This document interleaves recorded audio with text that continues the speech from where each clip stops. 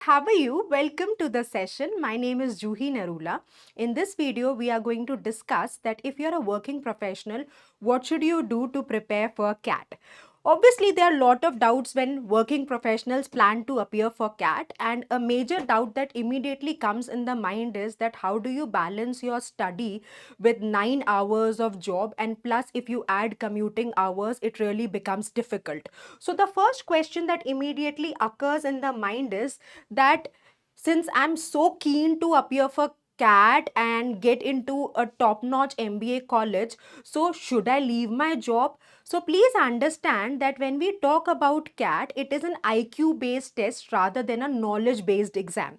So when any exam is testing you on knowledge, of course, you need to invest longer hours to get into the details, to refer to varied resources, and to ensure that you're not missing out.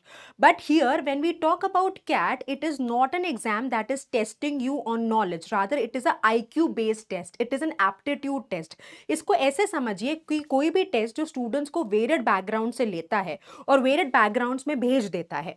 जैसे बहुत सारे exams जहाँ पर आपका knowledge नहीं test होता, आप IIT छोड़ दीजिए, आप जैम छोड़ दीजिए, आप नेट छोड़ दीजिए, यूपीएससी को छोड़ दीजिए, आप एग्जाम्स जैसे आप सब समझिए कैट है, एसएससी है, और उसके अलावा आपके बैंक पीओ का एग्जाम है, तो ये सारे आपकी आईक्यू को टेस्ट करते हैं। तो आपको बहुत ज़्यादा देर घंटों पढ़ाई करने की ज़रूरत नहीं है। और देखिए, अगर आप जॉब छोड़ देते हैं तो यूजुअली स्टूडेंट्स एक प्रेशर में आ जाते हैं, और वो pressure throughout their preparation एक कैरी ऑन रहता है, लिंगर ऑन करता है, उससे आपकी परफॉर्मेंस एडवर्सली इम्पैक्ट होती है। शुरू में आपको स्ट्रगल होगा, क्योंकि अगर आप 9 आवर्स के जॉब के साथ कैट की प्रेपरेशन कर रहे हैं तो देखिए आपको स्ट्रेच तो ज़्यादा करना पड़ेगा, राइट। पर ये देखिए कि आपके पास जो वर्क एक्सपीरियंस आप गैदर कर रहे हो वो डेफिनेटली आपको इन योर प्रोफाइल बिल्डिंग बहुत हेल्प करेगा, राइट। तो if you want to answer this question in yes or no, that should I leave my job, yes, or should I not leave my job, my answer will be you should not leave your job, right. तो next question जो students के दिमाग में आता है वो ये आता है कि मैम कितना घंटा पढ़ाई करें जिससे हमारा सिलेक्शन हो जाए। देखिए, टफ क्वेश्चन है क्योंकि हर स्टूडेंट का लर्निंग कैपेबिलिटीज अलग अलग होती हैं, पर फिर भी अगर आप दिन में 3 से 4 घंटे निकाल सकते हैं, so that should be more than sufficient. यहाँ पर इंपॉर्टेंट ये है कि आपको अपने वीकेंड्स को बहुत इफेक्टिवली यूटिलाइज करना है। तो वीकेंड्स पे अगर आप 6 से 7 घंटे का समय निकाल सकते हो, और यूजुअल वर्किंग डेज में अगर आप 2 से 4 घंटे का टाइम निकाल लेंगे, so that should be sufficient. वो 2 से 4 घंटे बैलेंस आप कैसे कर सकते हो? 2 घंटे you can devote before you go to work. In fact मुझे ऐसा लगता है कि अगर आप काम पे जाने से पहले पढ़ाई करके जाते हो तो उस टाइम आप कम स्ट्रेस्ड होते हो, राइट। आप काम के बाद आकर पढ़ाई करते हो तो ऑब्वियसली आप पूरे दिन की थकान होती है, आपकी पूरे दिन के स्ट्रेसेस होते हैं, तो उतना अच्छा फोकस नहीं बिल्ड होता। तो कोशिश करिए जो टॉपिक्स जहाँ पर आपको लगता है कि आप वीक हैं, आपका ज़्यादा फोकस चाहिए, वो आप मॉर्निंग आवर्स में कवर कर लें before you go for your work, right. That will give you a sort of confidence also कि I have completed a significant part of my study, and you will be able to concentrate more on your work. कई बार क्या होता है कि हम सुबह बहुत पढ़ाई नहीं करके गए, we work the entire day, और एंटायर डे हमारे सब कॉन्शियस में, बैक ऑफ द माइंड में ये प्रेशर रहता है कि घर जाके पढ़ाई करनी है, आज की पढ़ाई नहीं हुई, राइट। अगर आप वर्किंग प्रोफेशनल हैं तो आप डेफिनेटली सिंसियर हैं, तभी आप स्लॉग कर रहे हैं, तो दैट इज़ रियली अप्रिशिएटेड। तो थोड़ा ध्यान रखिए कि टाइम को कैसे बैलेंस करेंगे, कैसे मैनेज करेंगे। अगर आपने एक शुरू में इसको डिकोड कर लिया तो आपकी प्रेपरेशन आसान रहेगी। Coming to the next doubt which is usually there कि how do I balance my work and my CAT preparation।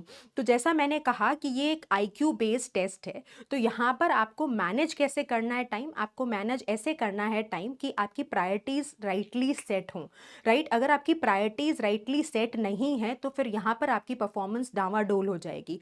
So ensure कि आपका investment in terms of time goes right, right. और वो कैसे होगा? अगर आपकी प्लानिंग राइटली डन है, right. So you need to write in the beginning of the day, ensure that what have you planned and what is your day in the office, Say for example, you know that the day is going to be really challenging, really tedious, right?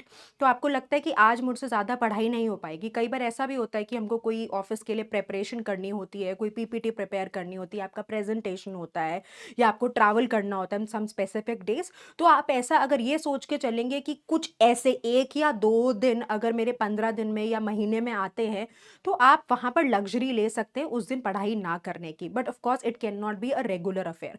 तो prioritise करिए। अगर आप बहुत pressure से भी पढ़ाई करोगे तो उसका भी कोई आउटपुट नहीं निकलेगा, right? So it is very very important to balance out your entire day. Ensure करिए कि जहाँ पे आपका दिन थोड़ा आसान है, जहाँ पे अगर हो सके तो आप वर्क फ्रॉम होम ले लीजिए, क्योंकि वहाँ पे ट्रैवल टाइम बचता है और डेफिनेटली आप थोड़ा बहुत एक्स्ट्रा टाइम निकाल सकते हो अपनी प्रेपरेशन के लिए।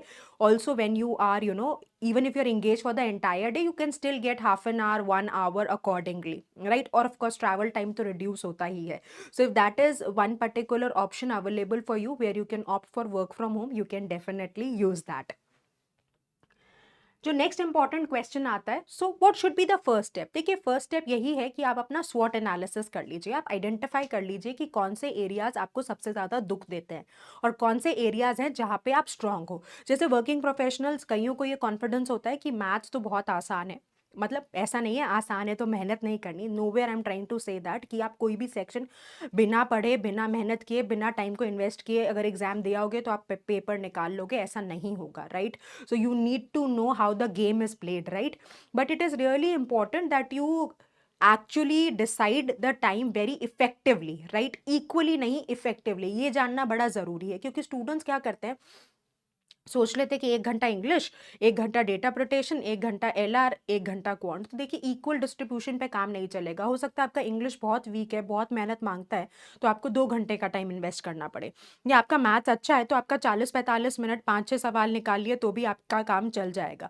तो ये आपको रियलाइज करना पड़ेगा। तो सबसे पहले स्वॉट एनालिसिस कर लीजिए, आइडेंटिफाई करिए आपकी क्या स्ट्रेंथ्स हैं, क्या वीकनेसेस हैं, क्या अपॉर्चुनिटीज़ हैं, क्या थ्रेट्स हैं। इसको सबसे बढ़िया तरीका है कि कोई आप प्रीवियस ईयर के पेपर्स देख लो और आप देख लो कि आपको कौन सा सेक्शंस डुएबल लगे, कौन से थ्रेटनिंग लगे कि भाई ये तो आ गया तो मैं एग्जाम में छोड़ने के अलावा मेरे पास कोई चॉइस नहीं है अगर मैं आज पेपर दूं, राइट? यहाँ कहाँ आपको लगा कि ये तो बड़ा केक वॉक सा क्वेश्चन है, कहाँ आपको लगा इतना सिंपल क्वेश्चन परसेंटेज का आ सकता है। तो जैसे आप एक बार पेपर देख लेंगे तो आपको क्लैरिटी हो जाएगी। ऑफ कोर्स आप अगर इस टाइम ये वीडियो देख रहे हैं तो आई एम श्योर आपने कुछ रिसर्च तो अपना करा ही होगा।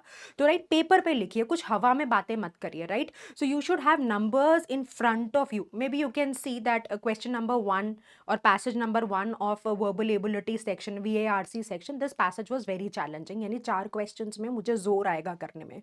आपने देखा पैरा जंबल का क्वेश्चन है तो इसमें टीटा है, तो यहाँ पर भी बहुत एफर्ट लगता है, उतना आउटपुट नहीं मिलता जितना क्वेश्चन एफर्ट ले लेता है, राइट? तो ये भी जोर आने वाला क्वेश्चन है। हो सकता है आपको पैरा जंबल आसान लगे। I am just giving you a few cases that can happen with you. हो सकता है कुछ स्टूडेंट्स को पैरा समरी का क्वेश्चन आसान लगे। सो आप ऐसे सेग्रीगेट कर लीजिए कि out of the total questions coming in the exam, how many you think that you would be able to do, how many you think that I can do it but I need some effort, right? And there will be some questions so यार ये तो बिल्कुल नहीं हिल रहे, या तो इसमें तो समझ ही नहीं आ रहा कि क्वेश्चन अटेम्प्ट कैसे होगा, राइट? तो वहां पर आपको एरियाज में ज़्यादा एफर्ट करना है। तो एक बार अगर आपको ये क्लैरिटी हो गई कि कौन सा एरिया वीक है, कौन सा एरिया स्ट्रांग है, कहाँ पे मेहनत करने की और ज़रूरत है, तो फिर आपको जो स्ट्रैटेजाइज करनी है अपनी प्रिपरेशन वो आसान हो जाएगी, राइट? तो अगर आप ये ग्राउंड वर्क कर लोगे 2 या 3 दिन लगा के, तो जितनी भी प्लानिंग होगी, what lies ahead, right? What is the road ahead, that will be really helpful, right? So कोशिश करिए कि आप फर्स्ट स्टेप यही करें कि स्वॉट एनालिसिस करके एक सॉलिड प्लान बना लें। जितना आपका सॉलिड प्लान होगा उतनी इफेक्टिवनेस आपकी प्रेपरेशन में होगी। और आपको क्या इंपॉर्टेंट चीज़ को ध्यान में रखना है while you are preparing throughout. पहला तो अपनी जर्नी को कंपेयर मत करिए किसी और की जर्नी से, राइट? स्टूडेंट्स ये बहुत बड़ी गलती करते हैं। आपको ये इंश्योर करना है कि शुरू में at least for the first 2-3 months of your preparation, whenever you are appearing for a mock, whenever you are sitting for a practice session, you need to see have you improved from the previous day, right? Have you improved from the previous mock? 2-3 महीने जब आपका एक sort background sort हो जाए, strategies पता चल जाए, tips and tricks पता चल जाए, उसके बाद ऑफ कोर्स आप कुछ ऐसे मॉक्स दोगे जो आप बाकी स्टूडेंट्स के साथ compete करोगे तभी आपको पता चलेगा कि where do you stand, right? But initially अपनी जर्नी को किसी और के साथ प्रिपेयर मत करिए। और बड़ा इंपॉर्टेंट है प्रायोरिटाइज करना। यहाँ पे सबसे बड़ा ड्रॉबैक क्या आता है वर्किंग प्रोफेशनल्स के साथ, कि वो प्रायोरिटी नहीं डिसाइड कर पाते।